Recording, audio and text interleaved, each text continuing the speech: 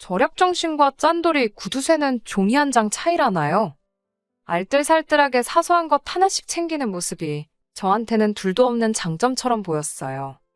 저나 남자친구 두 사람 다 사회인이 되고 나서 직장 생활을 하는 중에 만나 연애를 시작했거든요.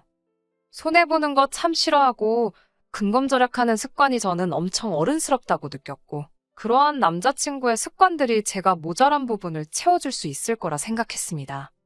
연애를 4년 가까이 했는데 아직 콩깍지가 남아있었나 봐요. 결혼은 현실이라는 말이 뼈에 사무치게 와닿는 상황이네요.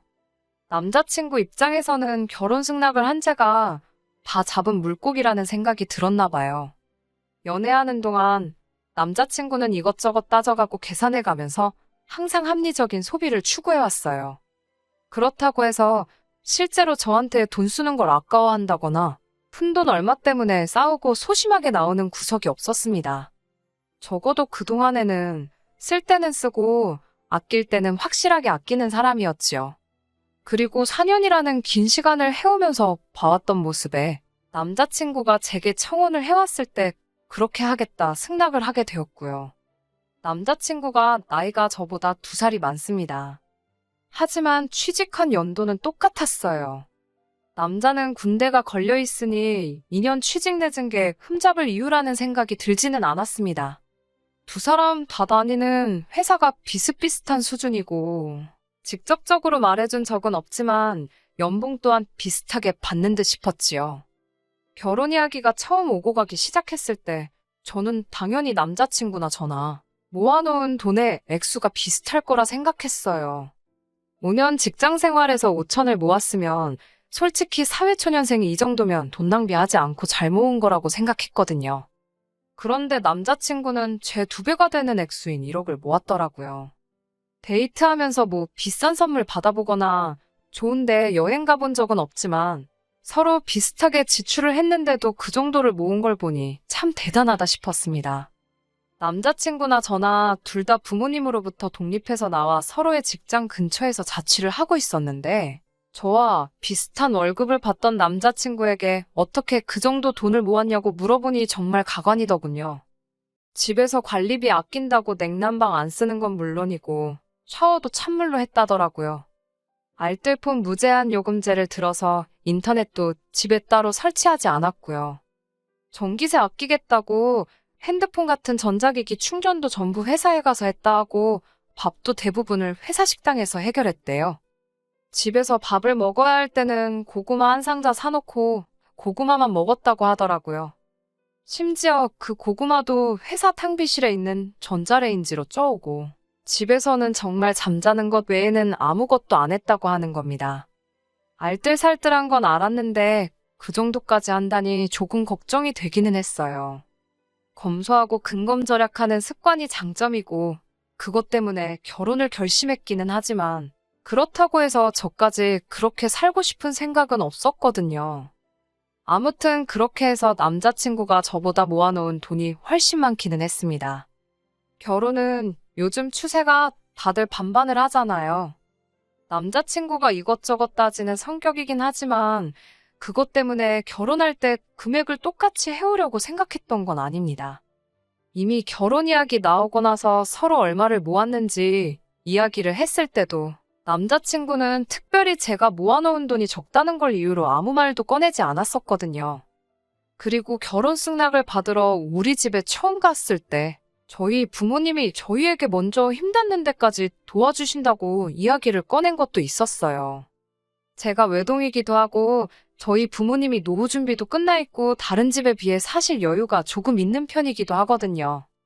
그래서 딱 남자친구가 모아놓은 금액에 맞추기 위해서 저희 부모님한테 5천 정도를 지원받을 생각을 가지고 있었습니다.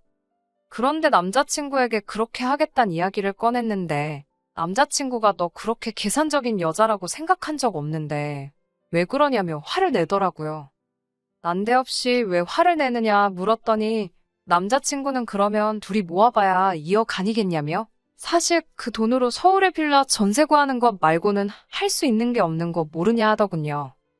요즘 대출금리가 어쩌고 저쩌고 서울의 아파트가 얼마고 모자란 돈을 대출받으면 그러면 한 달에 이자가 얼마, 우리 월급에 생활비 내고 대출이자 내고 얼마가 남고, 그러면 한 달 공과금에 대출이자 생활비까지 내고 나면 우리 수중에 얼마밖에 안 떨어진다. 이 계산을 하고 있는 겁니다.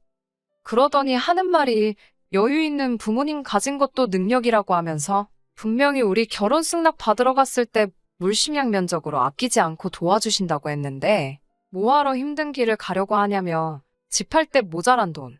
그러니까 저희가 대출을 받아야 하는 만큼을 지원을 받아오면 좋겠다는 겁니다. 그래서 남자친구한테 예비 시부모님들은 얼마를 더 지원을 해주시는 거냐 물었지요. 그런데 남자친구는 그 말에 어이가 없게도 지금 자기 부모님이 왜 나오냐면서 어차피 지금 모아놓은 돈이 자기가 더 많지 않냐고 따지더군요. 자기 부모님들은 노후가 아직 안 돼 있어서 괜히 도움받아봐야 나중에 생활비다 용돈이다 달라고 하면 괜히 거절도 못할 거라고 배보다 배꼽이 더 클 테니 차라리 지원을 안 받는 게 좋다고 하더라고요. 무슨 말을 하고 싶은지는 대충 이해가 갔지만 아무리 저희 부모님이 여유가 있다고 해도 이게 경우는 조금 아니지 않나 싶기도 했습니다. 그런데 다행스럽게도 저희 부모님께서 흔쾌히 집을 해주시겠다고 이야기를 해오셨지요. 안 그래도 저희 외삼촌이 가지고 있는 아파트가 하나 있는데 요즘 집값도 내려가고 있고 급전도 필요하고 해서 정리 중인 게 있다면서 그 집을 아예 얻어주시겠다 하시더라고요. 저희 모은 돈으로 실내도 싹 다 갈아엎고 그러면 신혼부부 살기에는 모자랄 곳 없을 거라고. 그리고 저희가 모아놓은 돈을 가지고는 차를 사도 되고 훗날을 도모하기 위해 저금으로 가지고 있어도 되지 않겠냐고 하더라고요. 몸둘바를 모를 정도로 감사했습니다. 여기까지는 정말 수월하게 지나갔어요. 비록 예비시댁에서는 돈 한 푼 지원받지 못하는 상황에서 저희 집에서 집을 해주는 거나 마찬가지인 상황이 되었지만 말입니다. 저희 부모님이 노후 준비가 다 되어 있는 상황이기는 했지만 그래도 다른 것도 아니고 집을 해주셨는데 다른 건 몰라도 저희가 어느 정도 자리가 잡히게 되고 부모님께서 완전히 은퇴를 하게 된다면 그때 가서 매달 용돈을 드리고 싶은 생각이 들었습니다. 노후 준비가 되어 있다고 하더라도 돈을 곳간에 쌓아놓고 필요할 때마다 꺼내 쓰시는 분들도 아니셨고 큰 지출을 하시게 되는 만큼 분명히 노후 대책에도 어느 정도 영향이 있을 거라는 생각이 들었어요. 그래서 이 정도 도움을 받았는데 조금이나마 제가 해드릴 수 있는 건 해주고 싶은 마음이 있었지요. 그런데 막상 남자친구는 집을 해주신다는 말을 들었을 땐 뛸 듯이 기뻐했으면서 용돈을 드리고 싶다는 제 말에는 인상부터 팍 쓰더군요. 남자친구가 했던 말 중에 예비시댁에서 도움받으면 생활비다 용돈이다 달라고 하면 줘야 하지 않느냐고 하지 않았냐고 따졌지요. 그랬더니 남자친구가 자기 뜻은 안 바꿔 안 준다는 거지. 받게 되면 뭘 하겠다고 했던 말이 아니랍니다. 그렇다고 예비시댁에서 돈 한 푼도 안 받았다고 해서 저희 부모님한테만 주고 남자친구 부모님한테는 안 주겠다 하는 것도 아니었거든요. 당연히 양가 어른들이 더 이상 경제적인 활동을 할 수 없는 상황이 되면 자식들인 우리가 해야 하는 건 당연한 부분이 아니냐고요. 생활비랑 용돈을 드리는 건 양가 어른들이 은퇴한 뒤의 이야기라고. 지금 당장 돈 나가는 것도 아닌데 왜 그걸 가지고 그렇게 싫어하느냐 했습니다. 그러니 남자친구는 무언가 고민하는 척을 하더니 말도 안 되는 제안을 해오더군요. 안 그래도 저희 부모님이 집을 해주신다고 했을 때 짚고 넘어갔어야 하는 일인데 이왕 이야기가 나온 거 확실하게 정하고 가자고 하면서 말이지요. 뭘 물어보려나 했더니 진명이는 어떻게 할 생각이냐고 하더라고요. 솔직히 남자친구가 제가 부모님께 생활비를 조금씩 드리고 싶다는 말을 했을 때 저렇게 네 돈 내 돈 따져가며 굴지만 않았어도 이렇게까지 나올 생각은 없었거든요. 애초에 처음부터 공동명의를 할 생각도 가지고 있었는데 이렇게 확실하게 짚고 넘어가자는 식으로 나오니 무슨 꿍꿍이가 있는 것 같고 우리가 결혼해서 부부가 되는 건데도 이렇게 계산을 하려 나오는가 하는 모습을 보이니 공동명의를 하겠다는 말이 입에서 나오지가 않더라고요. 저도 치사하게 구는 것일 수도 있지만 일단 남자친구랑 제가 모아놓은 돈을 아예 건드리지도 않은 상황에 저희 부모님께서 아파트를 해주시는 거나 마찬가지였던 상황이었으니 저도 모르게 왜 명의 문제를 이야기하느냐고 대답이 나왔어요. 당연히 저희 부모님이 다 내주시는 건데 내 명의가 아니면 우리 부모님 명의가 되지 않겠느냐 했습니다. 예상했던 대로 남자친구가 공동 명의가 아니라는 말에 얼굴에 기분 나쁜 감정을 숨기지를 못하더라고요. 저한테 따진다고 하는 말이 아까 전까지는 드리기 싫다던 부모님 생활비를 걸고 넘어지면서 집 명의는 네 걸로 하고 생활비는 우리가 번 돈으로 드리겠다니 너무 치사한 거 아니냐고 하는 겁니다. 그러더니 그럼 자기도 생각이 있다는 거예요. 자기가 결혼한다고 모아놓은 1억에는 손을 안 대겠다고 하더라고요. 저보고 이제 우리 결혼하는데 네 거 내 거 나누고 있냐고 정말 치사하다고 하면서 눈에는 눈이고 이에는 이라는 겁니다. 자기도 저랑 결혼을 준비하는 남자이기 이전에 부모님 자식이라고 효도하고 싶지 않은 자식이 세상에 어디 있겠냐면서 저랑 결혼은 하되 여태 모아놓은 돈은 부모님 드리겠다고 선언을 하는 겁니다. 어차피 집 명의도 제 걸로 할 텐데 우리 재산을 합치는데 무슨 의미가 있냐고 하더라고요. 그러면서 그냥 결혼은 하고 각자 수입도 알아서 관리하자고 하더라고요. 부모님께 생활비를 드리던 용돈을 드리던 각자 돈 관리하니까 생활비 내고 나면 남은 돈은 어떻게 쓰던 자유라고 하면서 말이지요. 요즘 반반 결혼하면서 각자 월 수입도 알아서들 관리한다고 하기는 하지만 이건 조금 경우가 다른 문제라고 생각했어요. 말이야 번드르르 하게 하고 있지만 솔직히 지금 하는 말은 자기 돈 한 푼도 안 쓰고 결혼하겠다 이 말이잖아요.